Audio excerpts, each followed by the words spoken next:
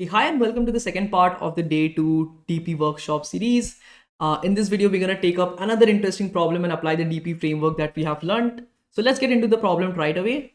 The problem that we're dealing with over here is that there are n items that we have with us, and the items have certain like value x1, x2 up till xn. Okay, these are the values that are there. Now what we need to find is find if a subset of the items exist that sums up to a target T. Okay, so you are given a like a set of items, right? And you need to find if there exists a subset with a sum for a particular T. So for, let's say, for T equal to 3, out of these items I can bring out a subset. So let's say I have a subset 1 and 2 which brings out the sum of 3. For T equal to 4, we don't really have a subset, right? For T equal to 16, I can maybe create a subset. 2, 5, 9 should give me a sum of 16, I suppose. Yeah, so I have a subset which is possible. So we have to find if a subset of items exists that sums up to a given target T. And the constraints in this problems are n is up to 100. So there are only 100 items and each item can have a value up to 10 to the power 4. Okay, so that's the setup that we are dealing with. So how do we solve this particular problem? That's the question. So the first thing that we're going to start with looking at this problem is understanding what the problem is talking about. That's the reading phase. Then we look into this problem and try to decide if it's a DP problem or not. This constraint is the first indicator that you can try and take and understand that it's actually a DP problem, because 100 items with values being 10 to the power 4ish, these are like good indicators that this is actually a DP problem, because smaller constraints leave you more room to use variables as states, right? Okay, so what we can do over here is we can maybe take up this particular array and try to think it in the terms of form 1 that we have learned in DP. So we will again use the same framework, go step by step, right? Look at the problem and see the form. So again, here we have this notion of subset, right? So this gives away to me that this might be a form 1 problem, right? What is the restriction on the item? That the sum has to have a target of T, right? This is restriction 1. Like, why not all? So the way I think about it is, why not all subsets are a solution? Because we have a restriction that the sum has to be less than equal to T. This is the restriction, right? Restriction 1. Is there any other restriction? I think no. So in this case, look for form. So this form will be equal to form 1, right? Over here, this is the key indicator subset. Okay, and the way we are dealing with this is x1, x2, x3, xn, right? And when we are dealing with form 1 setup, we are kind of dealing with this as level, and these items are already processed and this is what we are processing. Yeah, this is mostly there. We can index them at 0 index or 1 index, it doesn't really matter. Next is we need to decide the states and meaning of this particular thing. So what do we keep as states? So usually the way we do that is we can think about DP of level, which is the usual thing that we keep with form 1 problems. And the next thing is that as I've already drawn it over here, you can think, right, that this is, since this is the level, we can try to keep track of how much sum we have already taken, because the sum has to be up till exactly T. We have to get the sum of exactly T. So how much sum have we already taken from the first elements that we have already decided for to take it or not take it? So let's say that sum is some value s. Okay, I'm just writing it s. You can take any variable. I'm just taking a variable s. So what I'm keeping over here is dp of level comma s is, oh, so this is the main states. Okay, this is the main state that we're keeping, and the what is the meaning of this particular state? What is the value that we're going to return? So over here the question is find if a subset exists. That's the main question. So this is going to return 0 or 1 if it's the same question, if a subset exists of some T, the same question, in level till n with level till n minus 1. I mean, indexing would be 0 index or 1 index, is up to you how you want to code it. Let's code this problem in 1 index. It's absolutely same. I would love to show you guys how to even convert the code into 1 index if you actually need to do that. With let's say with s already taken in 0 to level minus 1. That's what, or 1 to level minus 1 items. That's the meaning of this DP, right? When you're thinking about what do we need to return, if the subset can exist of some t in the level to n with s already taken in 1 to this is what we want to mean from this particular state, right?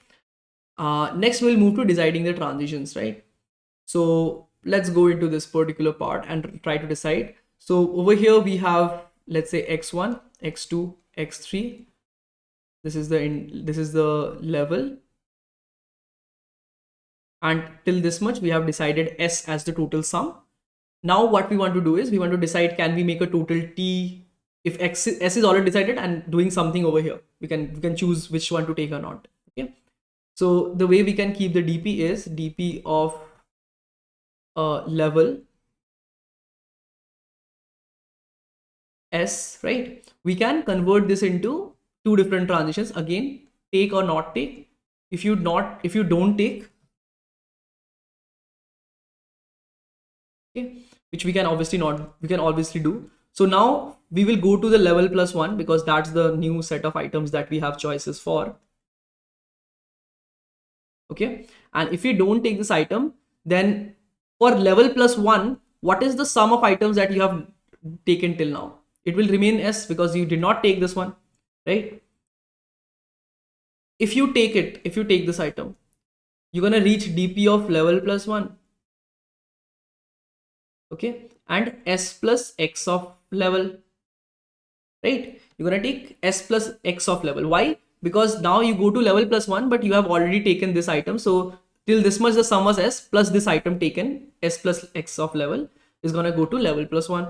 And now we're gonna need to decide, can we make t using the rest of the items? Okay, and this much is already taken. This is one valid kind of a transition design that we can have. What about time complexity next? The next thing in the framework is time complexity. How do we decide this? So we simply, this particular thing, the s is sum taken. Okay, so index, what are the values that index can take? It can take the range 1 to n or 0 to n, you can say, inclusive. Anyways, doesn't really matter in complexity wise. The sum taken is going to be xi's. Each xi's can be up to 10 to the power 4. So we can think about it in the range 0 to max of xi. Okay, this is the range for each value multiplied with n, because there are n such items. So we can have at most this as the total sum of items, and this is n. So in total, if you again decide the number of states is going to be equal to n multiplied by this maximum. So you find out the range and multiply that, because all of the corresponding cross product duplets are possible, right? So n into max of x of I into n, which is the number of states, which is n square into max of x of I. Okay, now there is one more thing which is missing, which is the constraint on t. Let's assume that the constraint on t is up to 10 to the power 4 as well. Okay, let's say the constraint on t is up to 10 to the power 4. In that case, can we optimize it further? Yes, it can, because the sum taken, we don't need to keep it till this particular point in time. I mean, this particular value, it will always be less than or equal to t. So we can also write it as, I mean, instead of writing it this way, we can also write it as n into t, whichever one is minimum. Like if this is smaller, then we will use this one. If this is smaller, we will use this one. But usually the given constraint on t is smaller, so we will use this one. Okay, that's the number of states. Number of transition over here is very, very simple, which is 2. Okay, which is 2 over here, and we merge them with the or. This is something we didn't discuss over here. Like if it is possible to make it this way or with this way, then it is possible to do it this way, right? Because we have an option with us that whether we take it or we don't take it. If we take it and we can make it, then that we have a solution, right? Then and there. So it's an or operation which will merge the solutions over here. Like either this is possible or this is possible, then the main one is possible, right? So over here, this is n into t, and the transitions is 2. So 1 plus 2 in order notation, this will be equal to order n into t. Okay. And if you put in things, t is up to 10 to the power 4, fine enough. N is up to, what is n? 100. So it's up to 10 to the power 6. I think if you don't know how to check for time complexities, anything less than or equal to 10 to the power, if you find out the order notation, put the maximum values of things in over there, and if it is less than or equal to 10 to the power 8, that will pass. Okay. So that's not a very, very strict rule, but yeah, that is more or less how you check things. So that's mostly time complexity. Since it's less than 10 to the power 8, it will pass. So we can code this particular solution real quick, right? So let's go ahead and maybe in fact code this up so that you guys get a more practice on how do we code things. So this was the code that we wrote for the last problem, right? And this time it's a bit different. This time we have just the values of x, right? So I'm gonna remove all these things. I'm gonna remove this recurrence, right? We don't need a DP right now. We have just an X array. There can be 101 item, and we're gonna using a one indexing. So for integer I equal to 1, I is less than equal to n, I plus plus, and I'm gonna just take the X values, right? And we need to create the recurrence next. So recurrence would be integer level, and I'm gonna keep an S or taken, how much sum is taken till now. Okay, S taken, sum taken, all of these are same. Now there would be a pruning. Okay, and we are also given a target value. Let's say a target value is given to you, integer t, c in t. If taken is ever bigger than, like, we can have pruning statements like this. If taken is bigger than t, then return 0 because it's not possible anymore, right? And if so, then we write base case. If taken, if level is equal to n. If we are done with processing all the items, after that, is this a valid set? It is only a valid set because we cannot take any more. So the rest of the set can only have a sum 0. So whatever we have taken till now, if that is equal to the target value, then we are yes, it's a correct solution, or else no. So if t is equal to taken, return 1, or else return 0. So this is what you have to always think, that what is the meaning of the DP. If you go back to the meaning of the DP that we had written, right? If you put level equal to n, or like last thing, in this case we are writing it in one index. So I think one more change that I need to do is actually to make it to n plus 1, because we're going to start at level 1. Doesn't really matter much, but when you reach level n plus 1, you have processed all the items from 1 to n. So in that case, if t is equal to taken, then you are good to go and say that this is a valid set, or else it's not, right? And then we write the cache check. So what I sometimes do is first write the recursion, run it on sample, and see if the transition is, and the recursion code is giving me correct answer. And then I add the cache check so that it's an optimized version in a DP way. Because if the recursion itself is wrong, then there is no point in adding caching and all these things, right? So why to waste time on that? If you can just quickly check things by running it on brute force and just keeping it exponential time complexity and run it in like a brute force in the logic itself. So I just compute it first, compute, and then save and return. That's the general formula that we follow. So cache check we'll write later. Compute would be integer answer. Is it possible or not? So let's say it's not possible. If let's say recurrence of level plus 1, and if it is if you don't take this item, okay, is equal to 1. If it is possible to take it,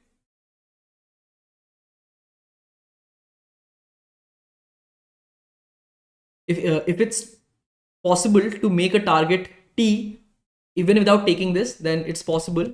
So answer equal to 1 in that case.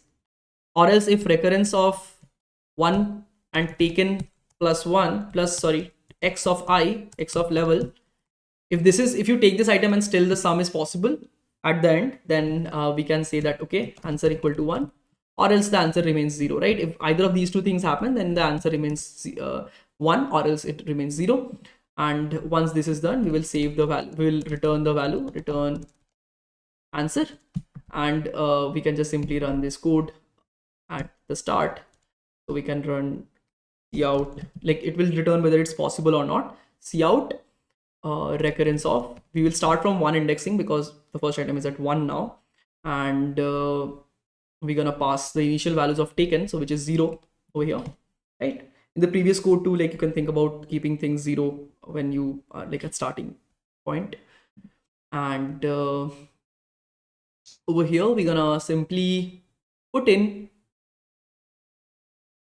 DP thing now. So this is the full code that is going to give you the output, but this is exponential right now because recurrence calls will not be cached. So if something comes to the same state again, it will compute it all again. So in this case, the time constant will be 2 to the power n because there are two transitions. Okay, from recurrence, there are two recurrence that is childing off. So it's like 2 to the power n. Okay.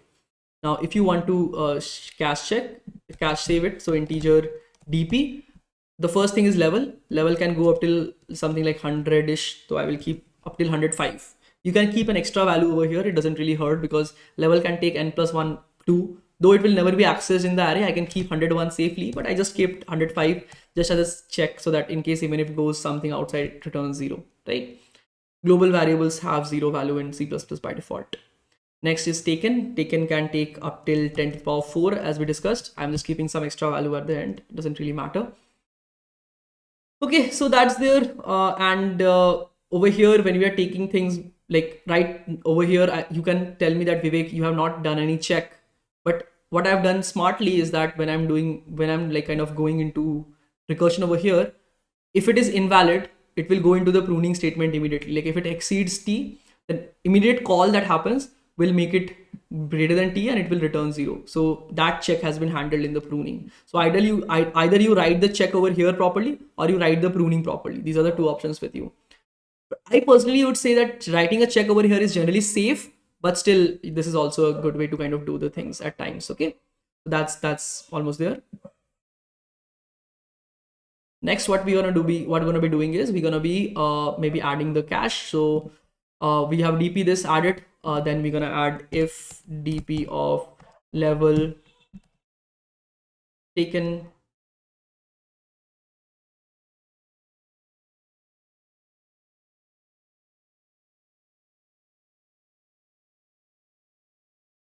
is not equal to -1.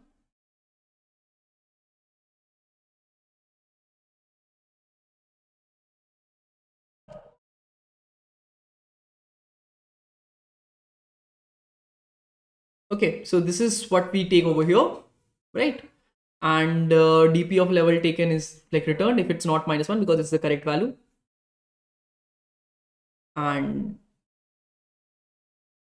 we need to save it over there before returning. So we will keep this over here and then we are done with the whole code. That's all there is to this particular code, right? So that's mostly there for DP's coding. Like I think once we are done with the transitions, these two transitions and this state formulation, we can write the code sometimes. Obviously, it will take more practice for you guys now, but I'm writing it in a neat way because I have like done this kind of things multiple times now. So taking the input, taking the T and printing the code in this way is always the way that you can kind of follow every time you write a code, right? And this is a very, very neat way to do the same thing. One thing that we have left out is initializing this with -1. So always don't forget that and then do it over here. DP.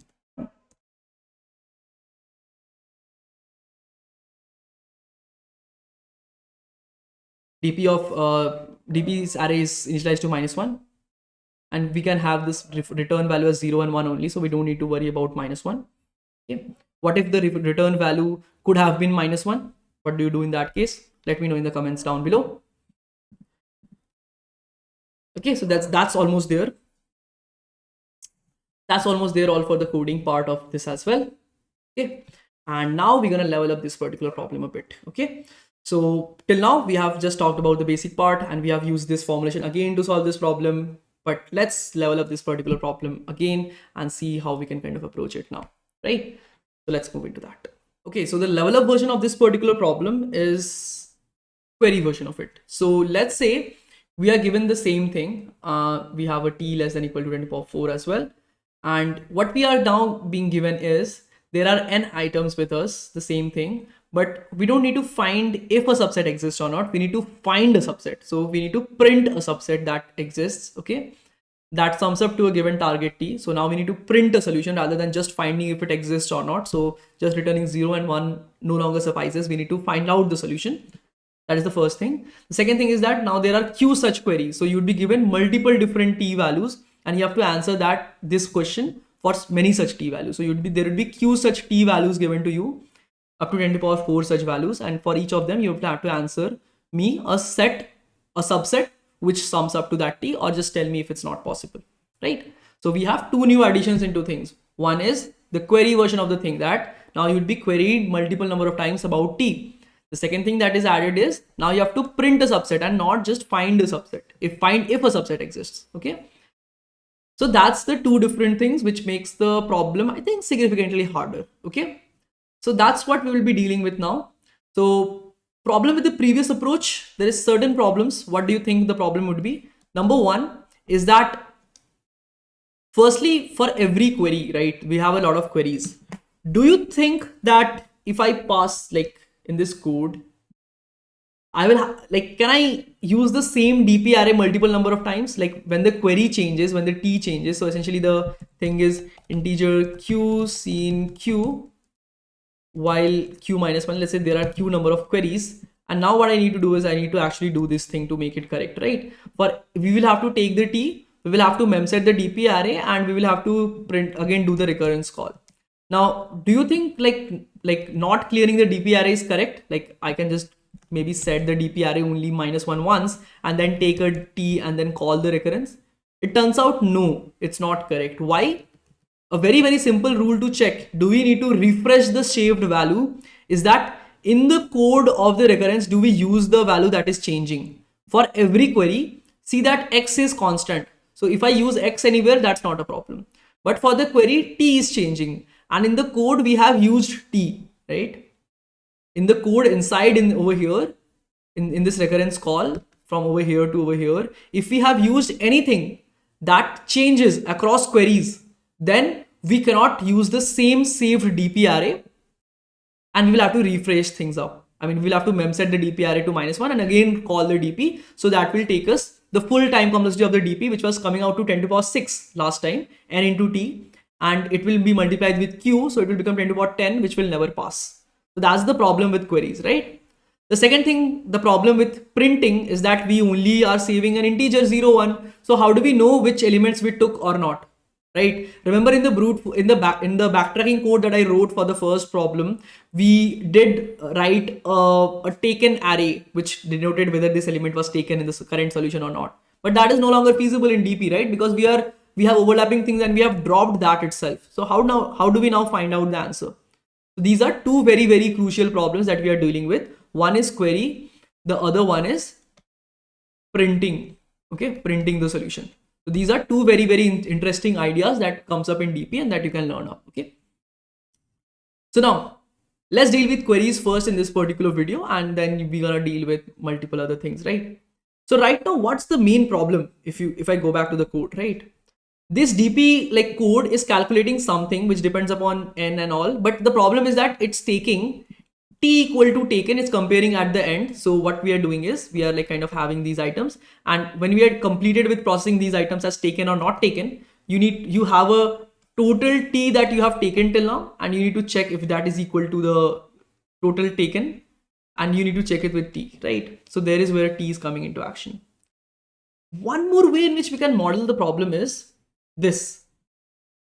So earlier the idea was we were over here at the level, okay, and we were keeping how much sum we have already taken, right? Maybe what we can keep as a state instead of taken is how much do we have to make out of this, how much is left. Okay, so now what I'm talking about is there is the same formulation, right? That there is this much of level where we are currently at, and these are things that we need to decide. These are already decided, but what we keep in the state is not how much we have taken in the previous item. It's how much is left to create the sum t, okay?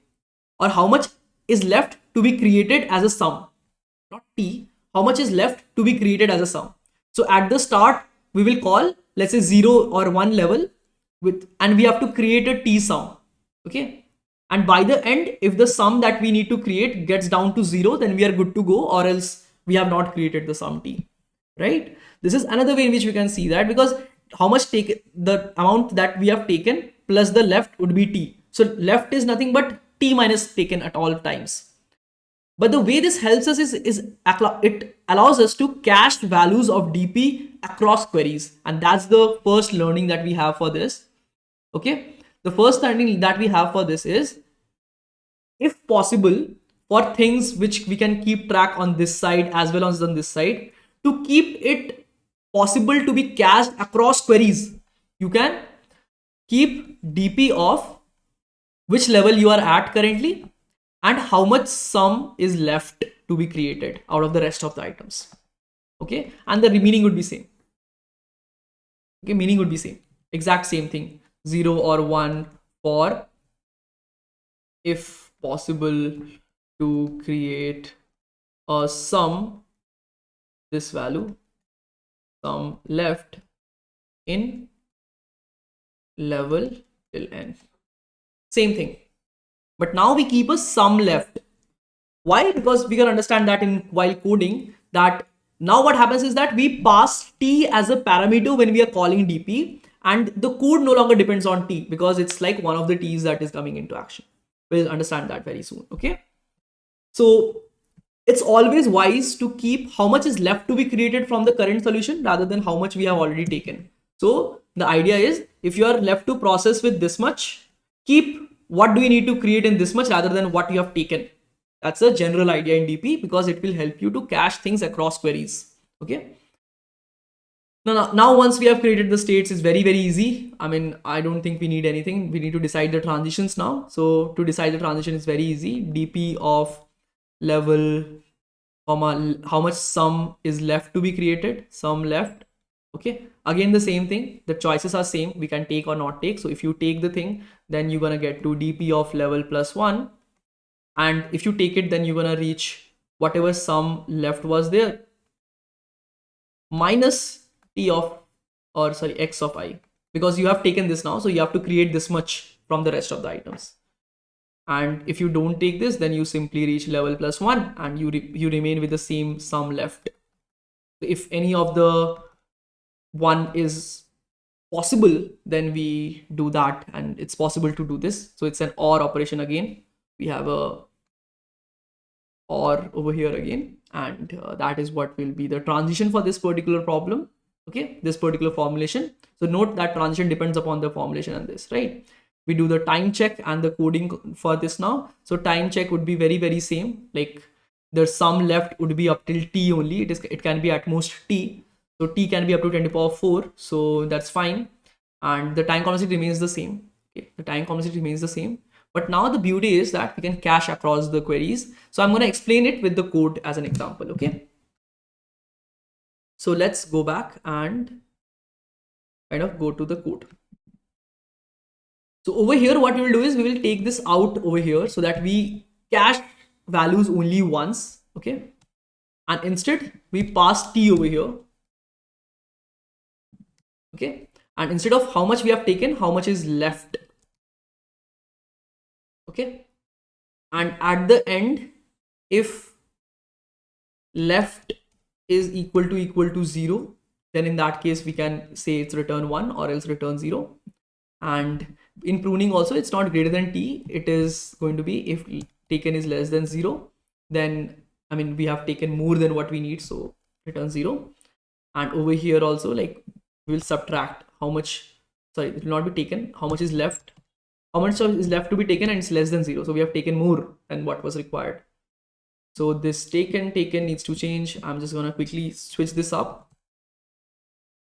This is going to be left, how much is left, and left will be x of level will be subtracted from left, how much amount is left to be created. If you take this item, then that much less would be needed to create it from the rest of the items, right? So this is what we keep in the answer, and over here we also keep left over here. Okay, we save the left thing over here, and this is what we get as a dp value. So this is how you kind of handle the thing if you keep the state as left, and it is perfectly fine. Like, this much is anyways okay, we had already talked about this. But the main key idea of querying and saving the cost of extra query is to cache it only once. So the first time it sets it to -1, then across queries it's using the same saved dp array, right? So if any particular thing in this dp array is computed once, it will be used across all the queries, and that's where we are saving. So the way to calculate time complexities of such code is, remember this very simple rule. Okay, every time you flush the dp array, okay, you will need this line takes a order of states cost, because you will have to flush all the elements over here, number of states.